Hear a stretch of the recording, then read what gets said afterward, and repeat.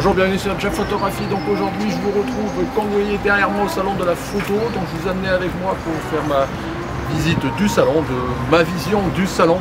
Notamment cette année avec exceptionnellement un espace dédié aux youtubeurs, et vous verrez qu'on s'est pas mal croisé, que ça a fédéré pas mal de personnes. Donc si ça vous intéresse comme d'habitude, c'est parti.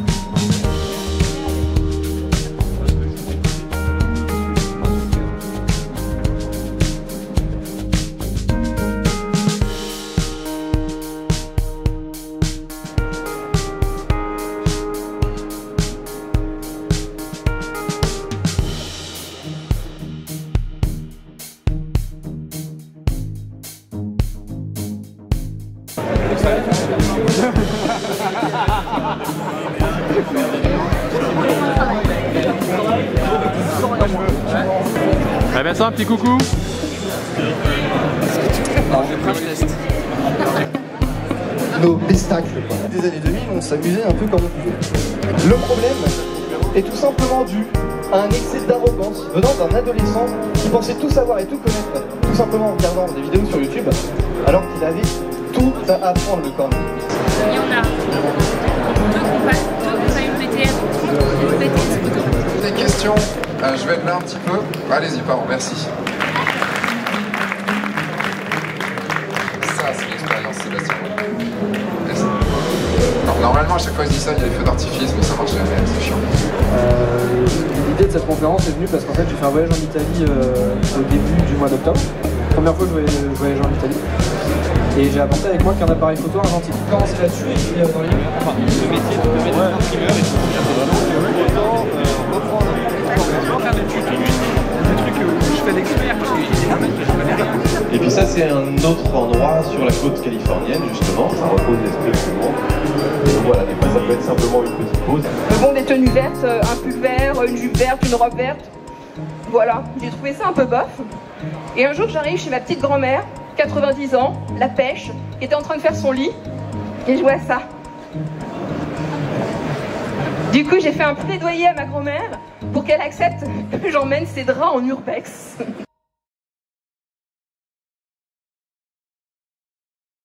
Bonjour à tous et merci d'être là.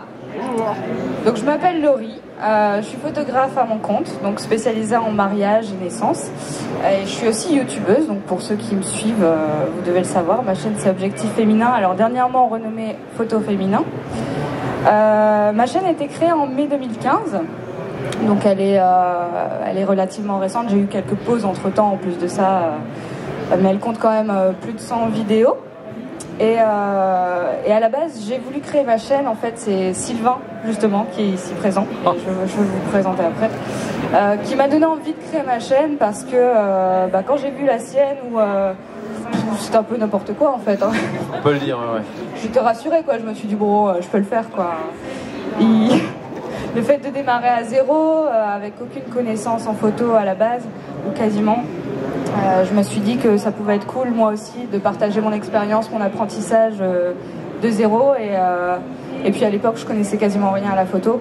Et surtout, à l'époque, en tout cas, j'avais trouvé aucune chaîne de femmes sur la photo, en tout cas, sur YouTube.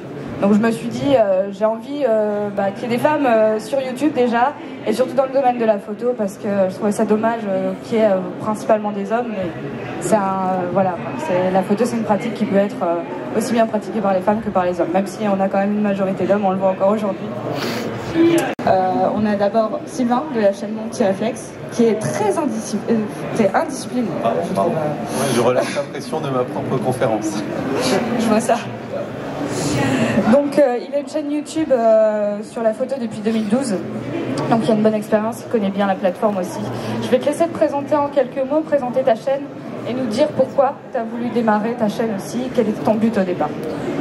Alors très rapidement, j'ai démarré ma chaîne YouTube il y a effectivement 8 ans, à un moment où il y avait 3-4 chaînes YouTube qui existaient déjà. Enfin, on a démarré un petit peu en même temps. Il n'y avait que Blaze Fiedler qui avait une chaîne à l'époque, c'est lui le papy des youtubeurs. Il nous a un peu tous inspirés, on va dire. Et puis on a tous démarré en même temps avec Arnaud Thierry, Sébastien Roignan, Tom Migaud, Benoît Thibaudot. On était un petit peu la team qui avait démarré un peu tous au même moment. Et alors, on avait tous des intentions différentes au moment de lancer notre chaîne YouTube. Mon intention à moi était effectivement, comme tu l'as dit Laurie, c'était de partir de 0-0. Et si vous retournez sur ma première vidéo qui est juste horrible à regarder, mais c'est pas grave, la première vidéo, j'ai la boîte dans laquelle il y a mon premier réflexe que j'ai pas ouverte, et je dis demain c'est mon anniversaire et je l'ouvre et je vais démarrer de là. Et je trouve que ça montre un petit peu l'idée. L'idée était de dire on va apprendre ensemble, et puis on va apprendre même le jargon que je comprenais pas, que je voyais partout sur les blogs, et je me suis dit on va essayer de parler avec des mots simples. Alors depuis j'ai adopté le jargon et j'ai moins souvent des mots simples malheureusement, mais bon c'est comme ça, on progresse nécessairement, donc voilà, c'est plus comme avant, ça arrive. Donc voilà, et effectivement la plateforme YouTube est extrêmement, c'est super chouette en fait. Quand on est de l'autre côté, on se rend compte qu'on peut créer des communautés, on se rend compte qu'on va rencontrer des gens qui vont devenir des amis. On a beaucoup de bienveillance, notamment dans la communauté photo qui est quand même une communauté très sympa, même s'il y a des petits clashs, mais c'est toujours sympa, quoi, c'est pas méchant. Il y en a qui s'en prennent bien plus dans la tronche que nous autres photographes. Et donc du coup je suis un petit peu content d'avoir réussi à donner envie à tout un paquet d'autres personnes de se lancer, parce que c'est une super expérience et je crois qu'ils ne regrettent pas, même si c'est énormément de boulot, mais d'un autre côté moi je regrette, ça nous apporte plein de trucs. Et donc voilà, j'ai appris beaucoup sur la plateforme YouTube, et donc j'ai lancé une autre chaîne YouTube sur des gens qui veulent se lancer sur YouTube ou qui veulent développer leur chaîne. On en parlera plus cet après-midi à 15h dans l'autre table ronde. Tu teases et tout en plus. Pardon ? Tu teases. Ouais, carrément. Ouais, je fais ma promo et tout, tu vois. Oui, c'est vrai que c'est une communauté très bienveillante, donc là-dessus, ça va, on est plutôt bien servi. Donc ensuite, je vais accueillir aussi Pauline de la chaîne Apprendre la photo de portrait. J'ai recensé ta première vidéo sur ta chaîne en janvier 2015. Je ne sais pas si je me trompe. Non, c'est ça. C'est la plus ancienne que j'ai recensée, et qui va nous apporter un regard différent, parce qu'elle est là aussi sur YouTube depuis un peu moins longtemps que Sylvain, mais elle pratique la photo de portrait. C'est vrai que Sylvain pratique la photo de paysage, donc déjà on a un domaine différent et un point de vue féminin, ce qui est très important pour moi aussi. Donc je te laisse te présenter aussi, et pareil que Sylvain. Donc moi je m'appelle Pauline, j'ai la chaîne qui s'appelle Apprendre la photo de portrait. Donc c'est une chaîne, comme Laurie l'a dit, qui existe depuis janvier 2015. Elle aura donc bientôt 5 ans. Moi j'ai pas recensé mon nombre de vidéos, mais je pense que je suis un petit peu plus au-dessus de 150 à peu près. Quoi vous dire de plus? Pourquoi j'ai commencé cette chaîne-là? Je pense qu'il y a 2 raisons. La première, c'est parce que quand j'ai commencé la photo, alors moi j'habite en plein cœur du Pays de Caux, à Doudeville, la capitale du lin, et voilà. Et globalement, il y a plus de vaches au kilomètre carré que d'habitants. Donc je me suis dit que si je voulais un jour me faire connaître et partager ma passion, il fallait que je réussisse à communiquer en fait au-delà des frontières de Doudeville, quoi. Donc YouTube, ça me permettait justement d'accéder à tous finalement les photographes francophones du monde entier, et pas seulement les photographes de mon secteur. Et ça, c'est la première raison. Et la deuxième raison, c'est que quand j'ai commencé la photographie, j'ai eu beaucoup de mal à apprendre, parce que j'ai commencé en 2007, et en 2007, il y avait très peu de blogs photos, il y avait très peu de... sur YouTube, comme je dis, il y avait quasiment personne. Rien du tout. Voilà. Au niveau des clubs photo, je sais plus, mais il n'y avait pas énormément de choses. Enfin bref, je me suis sentie très très seule. Et les seules personnes à qui j'osais demander, c'était un peu les photographes style Tonton Bob, 13 sur 2, qui me disaient oh bah, t'as qu'à te débrouiller. Avec des tons assez condescendants. Et j'ai trouvé que à cette époque-là, quand j'ai voulu apprendre, que c'était très difficile finalement d'apprendre. Et quand j'ai découvert la chaîne, alors moi la première chaîne YouTube c'était aussi Blaise Fiedler, et après j'ai découvert très rapidement Sébastien Roignan, et quand j'ai découvert, je me suis dit mais ce mec il est génial de proposer tout ça, de montrer son savoir, et j'ai eu tout simplement envie de faire la même chose quand moi aussi j'ai pu évoluer et que j'avais assez de connaissances pour partager à mon tour. Voilà. Bah, merci beaucoup. Et enfin, je vais accueillir Florian de la chaîne Full Frame.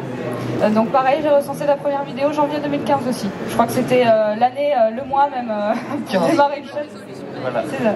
Et donc sa chaîne en plus ne traite pas que de la photo, c'est l'image en général. Donc il y a aussi un peu de vidéo, du montage Photoshop, etc. Donc c'est aussi plus diversifié. Donc c'est encore un point de vue différent. Je te laisse te présenter et nous dire pourquoi tu as créé ta chaîne à la base. Bien, bonjour à tous, moi c'est Florian, et puis à la base, ma chaîne c'était histoire d'apporter un côté qu'il n'y avait pas encore sur YouTube. C'est-à-dire que moi, quand j'ai commencé la photo, effectivement j'ai commencé aussi par Blaise Fiedler parce que c'était plus ou moins un des seuls, mais j'ai avant ça commencé sur beaucoup de magazines, et il y avait un côté très institutionnel, très école, très c'est bien, j'apprends parce que c'est ma petite passion, mais en toute objectivité on se fait chier, alors, franchement on se fait chier. Et ce qui m'a donné envie de créer ma chaîne, c'était fut un temps le studio de poche, qui là pour le coup, c'était le premier que je voyais axer la photographie sur un angle humoristique et à pas forcément se prendre la tête, à mettre en scène des personnages, quitte à ce que ça dérive complètement du sujet initial, mais histoire d'apporter une touche d'humour à tout ça.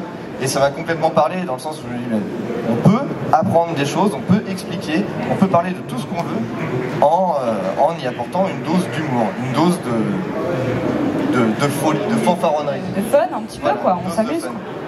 Donc la chaîne initialement elle est passée par là. Donc la première vidéo qui date de 2015 n'a plus grand chose à voir avec ce que je fais à l'heure actuelle. C'est comme tu le disais très bien il y a 30 secondes, moi j'essaye d'aborder globalement l'image en soi, pas forcément pas forcément la photographie en elle-même, mais si demain j'ai envie d'aborder un thème qui se rapproche de la photo et de la peinture, si ça concorde avec les thèmes que j'aborde de manière générale, ça passera. Si on doit parler de vidéo, ça passera, et si on doit parler de photos bêtes et simples, ce qui est très bien aussi, ça passera également, toujours dans l'optique d'y apporter une touche d'humour.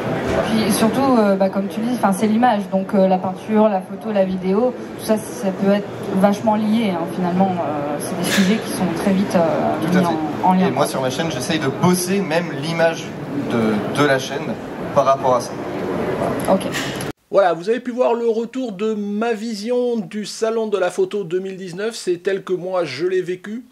Donc je vous le rappelle, ce salon, j'y étais allé et pas vraiment pour aller voir du matos, encore que j'ai pu quand même passer voir parce qu'il n'y avait pas tant de monde que ça cette année, je trouvais, notamment au niveau du matériel. Je suis plutôt allé voir les Sigma Art, vous savez, donc j'ai un peu sous-pesé le 50 mm et aussi le 85 mm. Bon, c'est relativement lourd, mais bon, ça m'a permis un peu de jouer un petit peu avec, en tous les cas de le manipuler. Ce qui est dommage, c'est que j'avais pas pris ma bague, vous savez, d'adaptation pour les OS R, sinon j'aurais pu même le monter et le tester sur mon appareil, mais j'ai pas pu le faire. Mais c'est pas grave, j'étais pas vraiment monté pour ça. Et le salon de la photo, généralement, je vous l'ai déjà dit, j'y monte pas vraiment pour le matériel, j'y monte pour éventuellement voir des conférences.